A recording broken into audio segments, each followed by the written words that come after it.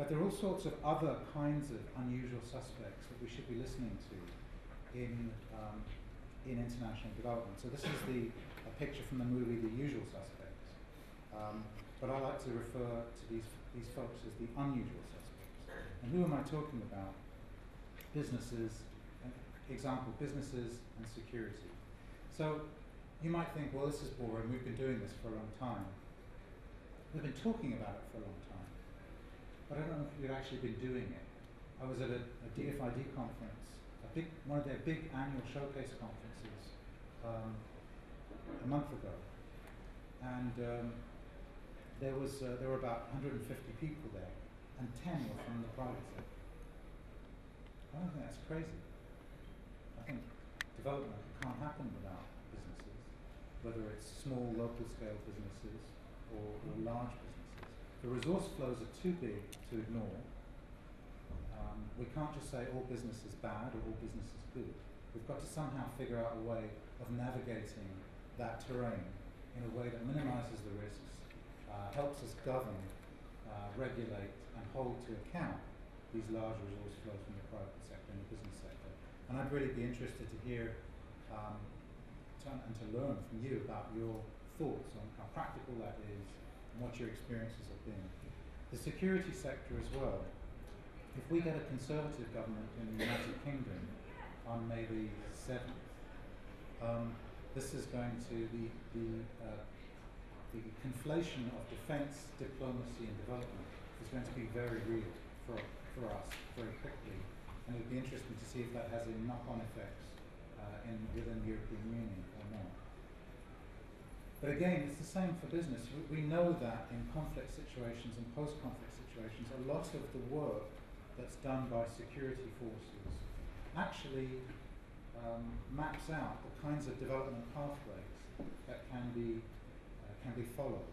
So a lot of that work, pre, during, and post-crisis, tends not to be done by development folk. It might be done by humanitarian wings of the development sector, but not by the sort of more longer-term development folk.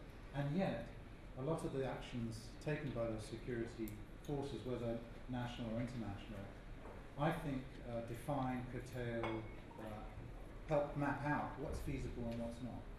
So I think we need to start talking to them in a genuine way. Another set of new voices that I think we need to be listening to is more about innovations coming from the South. There are one of my colleagues from Cadastro, which is a social science council in the Sub-Saharan African Social Science Council based in Dakar in Senegal, says the days of the North having the monopoly on solutions and the South having a monopoly on problems is long gone. A lot of the most innovative public policy is happening in the South. And here are just two examples of New York City taking up a conditional cash transfer that was essentially designed in Central America. They've adopted it, and the initial evaluations say that it's working really well. It's transferring resources to the poorest, it's helping families build up assets, and it's increasing healthcare utilization. We did an event at IDS where John Gaventa, who some of you may know is the chair of Oxfam UK, he's also a fellow at IDS, organised something called Champions of Participation. The UK government, Hazel Blears at the time was the Minister of Communities, was looking for evidence of how to engage citizens in the UK.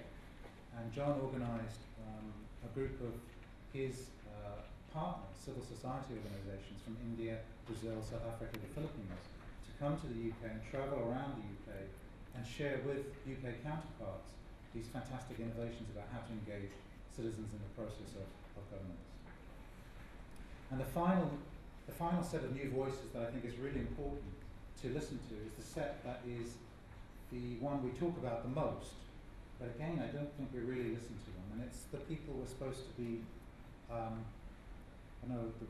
we're supposed to be benefiting from the things that we are doing, from the money we're raising, from the programs that we implement with them and design with them.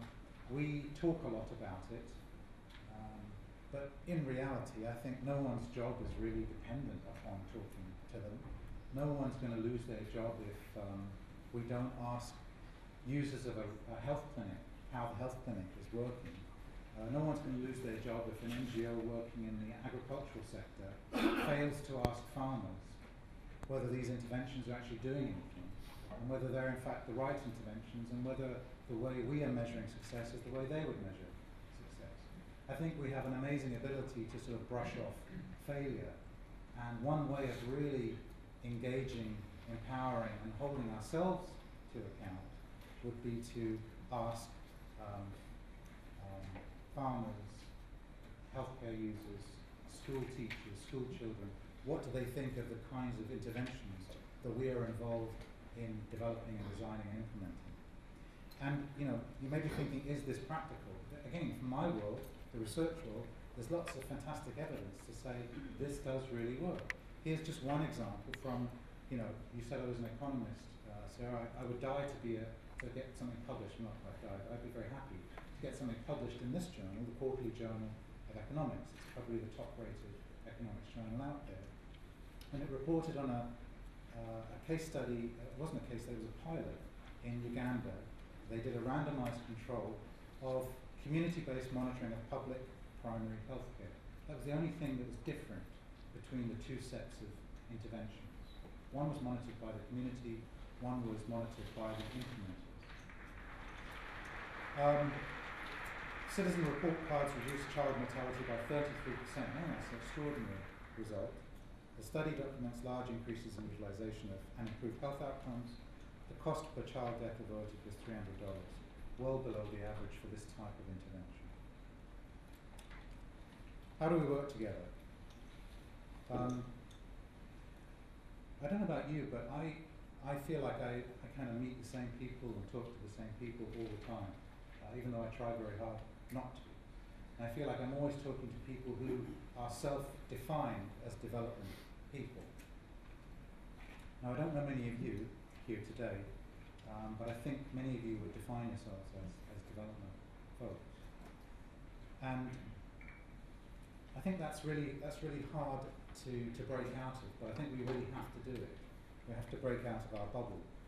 If you look hard in this picture, there's a picture of a bridge in that. I think it's the Golden Gate Bridge, perhaps, in that picture. And I think we need to break out of our bubble because I'm a big believer in not unilateral thinking, which plagues our sector, I think, but lateral thinking. So I think there are lots of really interesting ideas outside of the development world that we should be picking up on, and lots of really important actors outside of the development world that we should be working with. Businesses don't describe themselves as international development actors, but they shape the space that we work in more profoundly perhaps than any other organization. So we have to talk to them, we have to understand them, we have to map them. How do we work with these new voices? Well, we know that blueprints are out, right? We know that. Despite the best efforts of some folk who are still clinging on to Marshall Plans and big pushes and things like that, we know that blueprints are out.